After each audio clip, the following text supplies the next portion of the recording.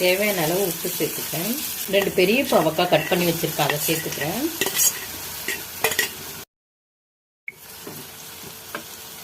நல்லா கலந்து விட்டுருங்க. இதில் 2 ஸ்பூன் மிளகாத்தூள் சேர்த்துக்கிறேன்.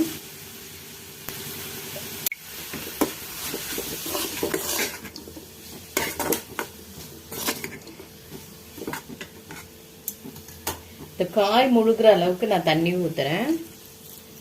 நல்லா வேகட்டும், மீடியம் ஃப்ளேமில் இருக்கட்டும். மூடி வச்சிடலாம். ஓப்பன் பண்ணி பார்க்கலாம்.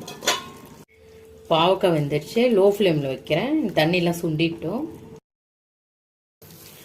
நீங்கள் தக்காளி பழம் நிறைய போட்டிங்கன்னா கசப்பே தெரியாது. சாப்பிட்லாம், குழம்பு இல்லாமல் சாதத்துக்கு கூட போட்டு சாப்பிட்லாம். பாவக்காய் பொரியல் ரெடி ஆகிடுது.